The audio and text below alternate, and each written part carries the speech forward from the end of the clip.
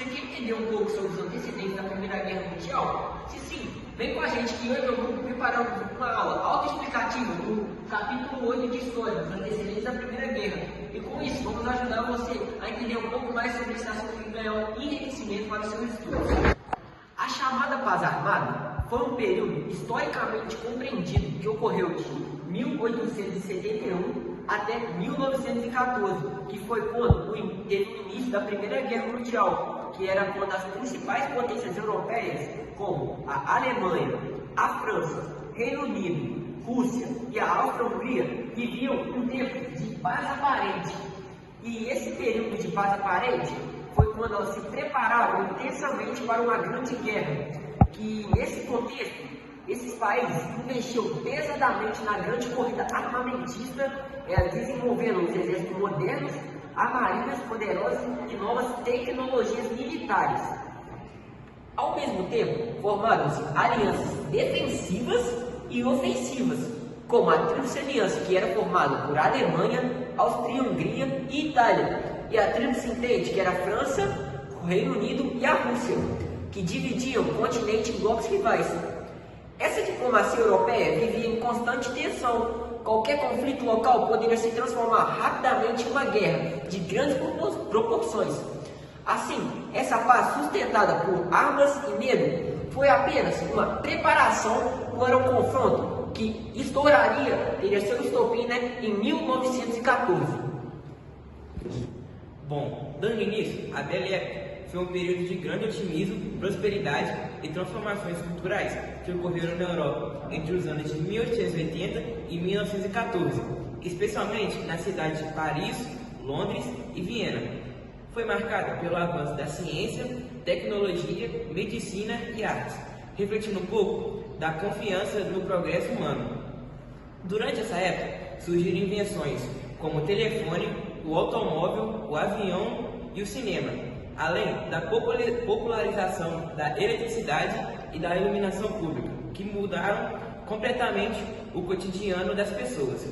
A arte e a cultura também floresceram, com o surgimento do movimento como o impressionismo e a arte nouveau, que expressavam a beleza e o otimismo da vida moderna.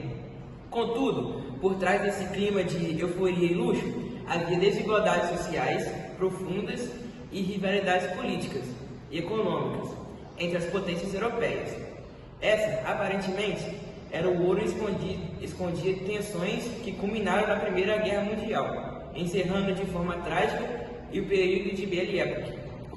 O pangermanismo foi um movimento nacionalista e expansionista surgido na Alemanha no final do século XIX. Defendia a união de todos os povos germânicos que compartilhavam língua, cultura e origem sob o comando de um império alemão. Os pangermanistas acreditavam na superioridade do povo alemão e justificavam a expansão territorial e o imperialismo como forma de garantir poder e prestígio na Alemanha. Após a unificação de 1871, o país cresceu rapidamente e buscou se firmar como grande potência, competindo diretamente com a França e o Reino Unido, por colônias, influência política e poder militar também. Além disso, o pangermanismo influenciou o fortalecimento de ideias militares e autoritárias, que viam a guerra como um meio legítimo de conquista e glória nacional. Essa visão aumentou as rivalidades europeias e ajudou a criar um clima de tensão que resultou na Primeira Guerra Mundial, como mostra no quadro.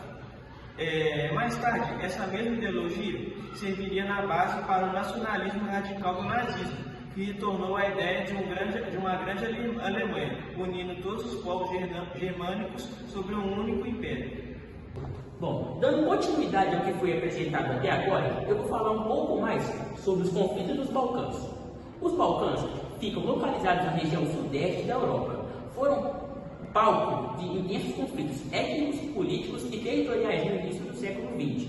Por abrigarem uma grande diversidade de povos, religiões e culturas, os Balcãs eram chamados de barril de pólvora da Europa. Diversos países da região lutavam pela independência do Império Otomano e também disputavam territórios sob domínio do Império Austro-Húngaro.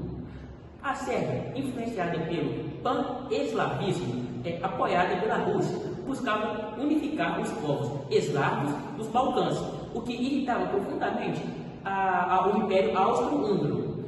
As guerras balcânicas, que se iniciou em 1912 e teve seu final em 1913, agravaram essa instabilidade, pois os países da região lutavam entre si pela divisão das terras conquistadas. As rivalidades entre as alianças e ressentimentos deixaram o continente europeu à beira de uma guerra generalizada, que se explodiu em 1914.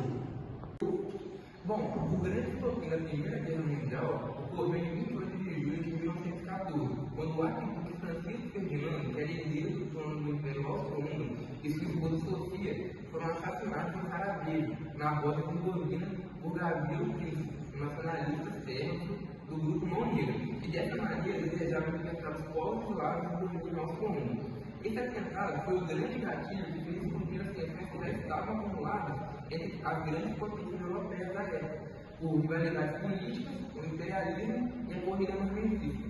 A Áustria-Hungria, com o apoio da Alemanha, enviou um ultimato à Sérvia.